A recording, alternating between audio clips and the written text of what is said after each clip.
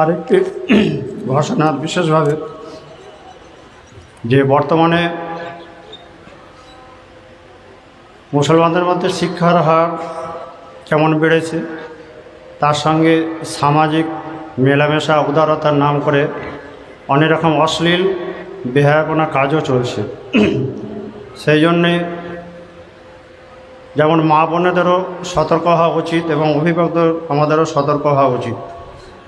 যে সমস্ত অভিভাবকদের আমাদের অনুরোধ, পড়াশোনা হয়ে গেলে বারবার বলেন উচ্চশিক্ষা লাভ করুক, পড়াশোনা করুক, সব কিছু করুক, কিন্তু শালীনতা বজায় রেখে এবং নিজের ইজ্জত সম্ভ্রমকে বজায় রেখে যেন সেই কাজগুলো করে। কারণ কিছু মানুষ আছে যারা বিভিন্নভাবে এইসব মেয়েদেরকে প্রলোভন দেখিয়ে নানাভাবে তাদের সঙ্গে বন্ধুত্ব করে তাদেরকে টার্গেট করছে, যাতে তারা মুরতাদ হয়ে যায়, বেঈমান হয়, তাদের ইজ্জত সম্ভ্রম হইয়ে তারা যেন সমাজের একটা নিচু স্তরে পরিণত হয়। শিক্ষা সঙ্গে সঙ্গে যদি সম্ভ্রম, ইজ্জত, মান, সম্মান যদি রক্ষা করা না হয়, তাহলে সেই শিক্ষার কোনো মূল্য নেই। তো সেই জন্যেই অভিভাবকদেরও দায়িত্ব আছে যে তার ছেলেমেয়েরা পড়াশোনার নাম করে কোথায় যায়, কার সঙ্গে মেশে, কিভাবে চলাফেরা করে, সেই দিকে যেন নজর রাখা হয়।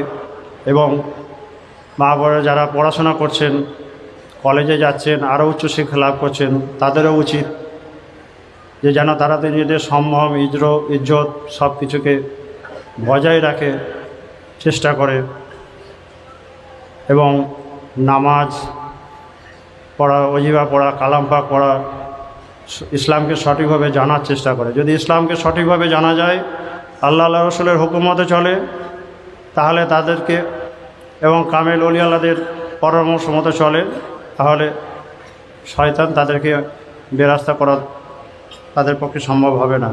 সেই জন্য আমাদের সকলকেই চেষ্টা করতে হবে যাতে আমরা বর্তমান যে পরিস্থিতি, যে মানুষ যেভাবে একটা শ্রেণীকে টার্গেট করে তাদেরকে বেরাস্তা করার চেষ্টা করছে, সেটা যেন না হয়।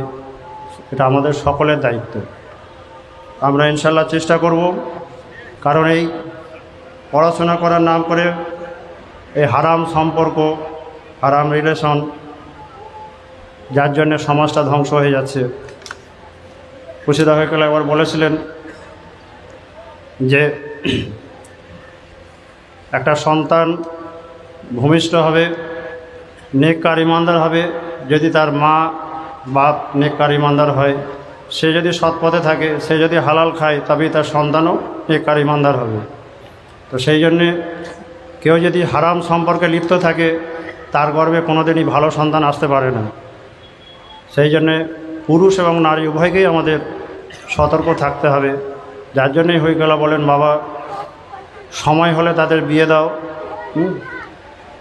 আমরা চিন্তা করি যে আমরা নিজের পায়ে দাঁড়াবো, তারপরে বিয়ে করব, কিন্তু রাসূলুল্লাহ সাল্লাল্লাহু আলাইহি ওয়াসাল্লাম বলেছেন, আমাদের হইকলা বলেন সব, যে সময় হলে মেয়েদের, ছেলেদের বিয়ে দাও।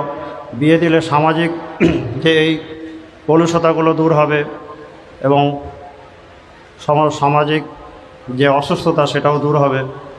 তো সেই জন্য আমাদেরকে সেই দিকে লক্ষ্য রাখা উচিত, সেইভাবে চিন্তাভাবনা করা উচিত।